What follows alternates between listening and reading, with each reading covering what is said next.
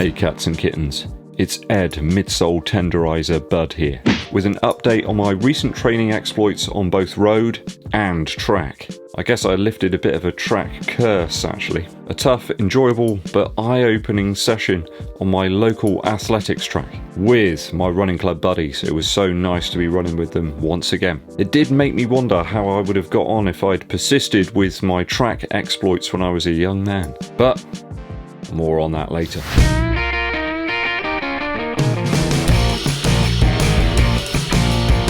If you are new to the channel guys, please do help us out by hitting that subscribe button and clicking the bell below for notifications when we roll out the new videos for you. And it helps the channel out a huge amount too if you give this video a thumbs up like.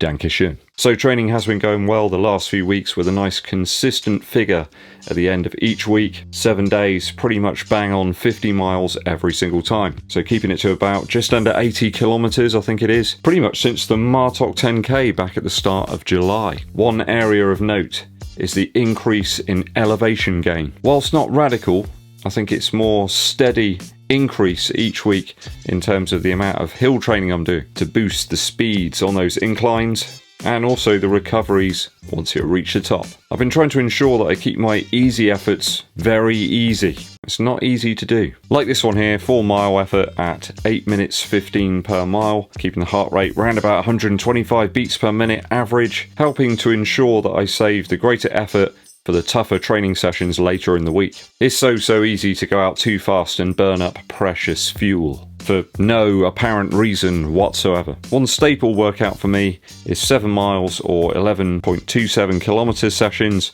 with a mile warm-up, then alternating between a mile at half marathon pace and easy pace. So 3 of those reps brings me to about 53, 54 minutes, something like that. And it just helps the body and the mind to get used to that pace. Doesn't absolutely tire me out either. I'm quite reasonable for some gardening duties or looking after young Fergus. At the end of the day, I want to try and reach my potential, improve my abilities, but I want to be a good dad as well. And if I'm completely exhausted and absolutely knocked out by the end of every session, I'm not going to be able to do that, and that makes me not be a good person. These sessions are also a really good way to test out new and unfamiliar footwear across a range of different paces. Other sessions that I like to run are more by perceived effort. So I did run an 8 mile session in the ADIOS 6 for example. I ran that by effort alone without looking at the watch, which sometimes I think can be a little bit of a psychological barrier. You keep looking at the watch, hoping to see certain numbers, perhaps they're not there, perhaps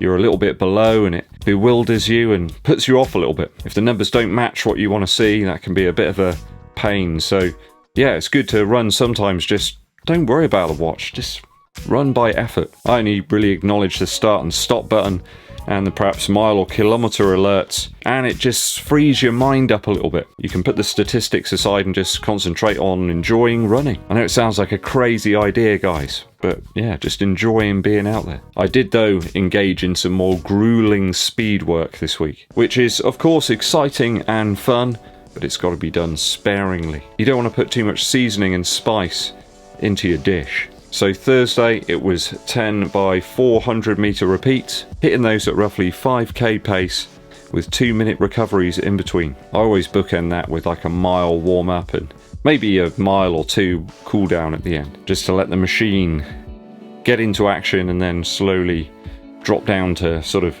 beast lethargy pace. I gotta be honest, I really enjoy those interval sessions. I savour them. It's one of my favourite things. It reminds me of doing gigs actually, where you've got these sustained periods of high activity. You've got like a rock and roll song that's 2-3 minutes long or whatever, and you put everything into it, and then you can perhaps play something by the Everly Brothers for your recovery. It's not easy on that route. You always get a few pedestrians here and there, but I did manage to get down to about 6 minutes 02 per mile pace on a couple of the faster repeats, so showing pretty reasonable consistency as well over the 10 reps. Pretty happy with that. Perhaps for me, using the RC Elite 2 on that one was just a little bit too compressive. I have to say though, it does leave the legs feeling wonderful afterwards. It does make me wonder perhaps what I could have done on those reps if I was using the Tempo Next Percent, or perhaps the Takumi Sen 7 from ADIDAS as well. Something with a little more rigid, hard kind of response. These are beautiful though. I know my daughter really likes these as well. She thinks they look incredible. I can't believe how good they look as well, considering some of the awful conditions that I've ran in with this shoe. Yeah, I'm not the guy that cleans them up all the time. Every so often I might give them a bit of a scrub, but that's about it. So I might switch it up to those other shoes if I do this session again in the next couple of weeks. See how I fare. Like the crazy moron I am, I did a nice easy 3-mile recovery session the day after that, keeping it to 3.1 miles with 119 beats per minute heart rate average. So it's a moving time of about 26 minutes 43, and then a really tough track session that evening. So I started off with a couple of warm-up laps, 400 meters each. I always find it really hard to run slowly on the track. It just feels so bouncy and nimble and liberating. We then went into 10 minutes of what was supposed to be half marathon target pace. So that for me would be 6 minutes 50, but tad quicker. Covered 1.57 miles on that one. I think we hit about 6 minutes 37 per mile pace. So yeah, I was a little over. It was then a serious session. 12 by 2 minutes at 5k pace with 1 minute recoveries in between. I think I got to about the 6th rep and I was thinking, wow, this is grueling. But when I got to the 7th and 8th one, I was really enjoying myself. Covered 5.62 miles on that one, 9 kilometers, and I think if I'd carried on and done another kilometer, so like another rep, I would have beaten my 10k personal best, which is a bit ridiculous. Yeah, I think I would have hit about 41 minutes flat, which, yeah, would have beaten my PB. So a tough session for sure, but I know I can do that. I know it's physically possible, and you have to say it's just so liberating running on the track. Maybe that was part of the reason I found it that little bit easier. There's no distractions. No cars, no people, no music, nothing. Just focus on the job at hand, and I just found my paces were that little bit quicker. Got the heart rate up nice and elevated beforehand. Maybe that was part of the reason. No spikes for me though on that session. That's what I intended to use, but I ran all those faster paces in the Streak 7.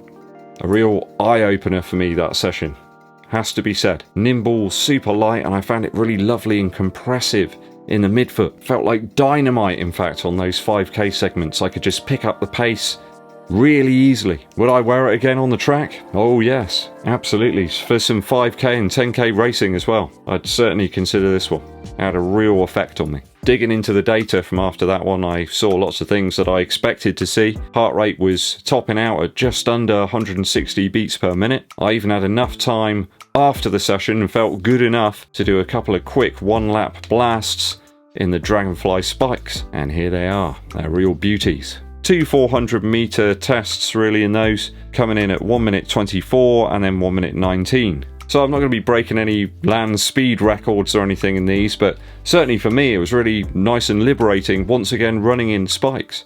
Hadn't run in them for like over 20 years, and it was a very different kind of feeling in these, I have to say. Really keen to do another session in these next Friday at the track. I mean, stupendously low weight and a very exhilarating ride, which was very ground hugging yet still reasonably forgiving from that foam. Some decent times there, certainly considerably lower than the 400 meter reps that I did the previous day. At the track as well, we had some 16 or 17 mile an hour winds, so you're kind of running into the wind at one point, which wasn't nice, and that was after a good 47 minutes of hard running as well. So really excited by those numbers, and can't wait to see what I can do on some fresher legs perhaps next week. Getting down to 3 minutes 11 seconds per kilometer, or 5 minutes 04 per mile on those 400 meter laps. Just brilliant. Blows my mind that I can get there. Perhaps I can do that sort of thing. I think I had a bit of a barrier there in my mind.